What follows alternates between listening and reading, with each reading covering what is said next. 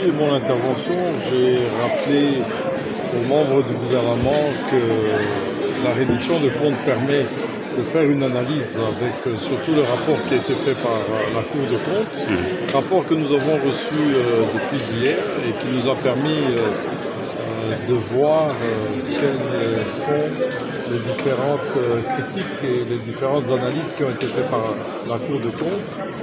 Et nous avons relevé effectivement certaines observations.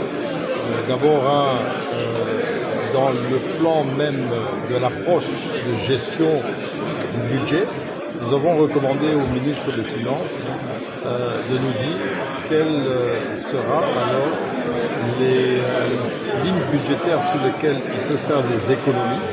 Ça veut dire là où il y a des coupes à faire, parce que soit il y a eu surdépassement des consommations, des budgets, et nous avons vu, il y a certaines lignes budgétaires qui ont 3000%, 6000%, etc. Donc des gros dépassements, soit il doit les réduire et il nous dira quelle est sa politique, surtout que pour le moment il est en train de gérer aussi le budget 2024 qu'il a trouvé, déjà fait.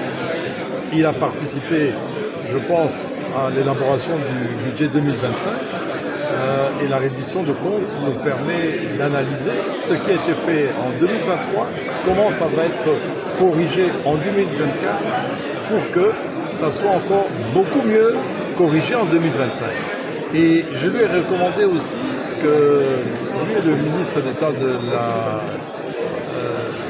du budget, d'avoir des ateliers avec certains ordonnateurs, donc à savoir dans les provinces déjà, parce qu'il y a une partie qui est affectée, les crédits d'investissement c'est pour le compte des provinces, mais il y a aussi au niveau national avec les différents chefs des ordonnateurs, donc des ministres, et ceux qui ont été délégués aussi par les ministres des Finances, qui sont les gestionnaires des établissements publics et ceux qui alimentent les fonds spéciaux, donc qui sont des organismes pourtant qui ont la personnalité juridique et qui devraient normalement être plongés dans le budget annexe, que cela aussi puisse tenir des ateliers pour le respect du budget. Parce que parfois quand on lit le budget, on a l'impression que c'est du copier-coller, les services ont travaillé, on a équilibré les comptes,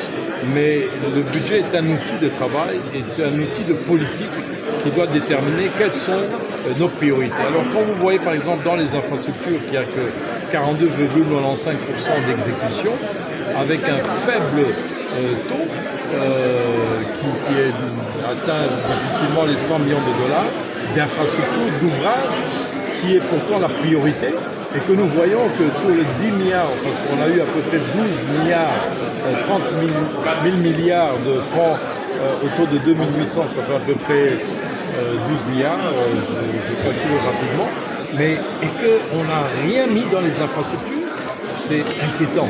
Et je dis, et ça c'est la lutte que nous allons mener, c'est que nous devons avoir des infrastructures qui soient faites, mais à des prix corrects, et qui doit avoir un budget. Parce qu'on a l'impression qu'on tourne en rond pour ne pas faire des infrastructures, parce que le bon deal n'est pas encore là. Le bon deal, c'est la bonne société qui va vous faire des rétro-commissions, je ne sais pas quoi, ou alors vous ne vous retrouvez pas encore. Et ça, c'est une question très importante. Vous voyez la situation de Kinshasa, la situation des territoires.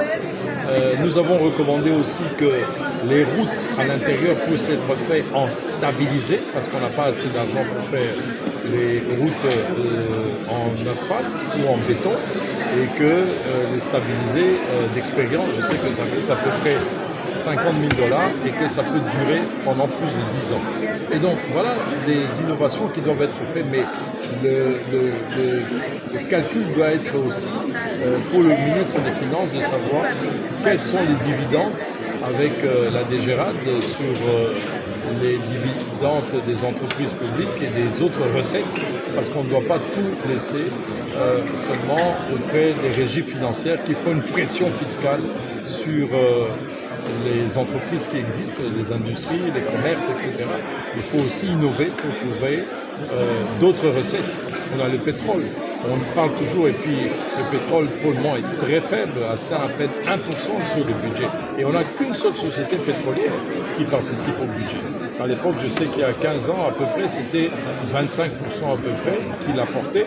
Lorsque nous étions à 1 milliard de dollars, les pétroliers emmenaient à peu près 250 millions. Aujourd'hui, j'ai vu 2021-2022, rien dans le budget. Et c'est très inquiétant. Faisons d'autres projets miniers comme Sicomine, pétroliers, ayant des entreprises publiques qui rapportent de l'argent. Quand vous voyez la France, par exemple, ou les pays développés, ce n'est pas seulement les taxes qui rapportent, ce sont les entreprises qui rapportent de l'argent. Les entreprises qui appartiennent à l'État. Le patrimoine immobilier peut rapporter de l'argent, puisque l'État a beaucoup d'immobilier. Les industries d'armement, les industries des services, les routes, etc. Mais nous ici, on a des recettes que de la DGI, de la DGRAD, de la DGDA et des pétroliers, et très faiblement dans le budget annexes, Foner, etc. Mais on ne voit pas la GECAMI, on ne voit pas Sokimo, on ne voit pas toutes ces entreprises publiques qui appartiennent à l'État.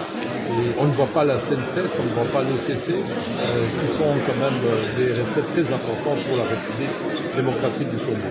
Et donc une gestion avec objectif, parce qu'on a l'impression que beaucoup de ministres, lorsqu'ils sont aux affaires, commencent à chercher là où ils devront trouver les moyens de leur politique, parce qu'ils n'ont pas participé justement à l'élaboration de leur budget qui détermine la politique de leur action.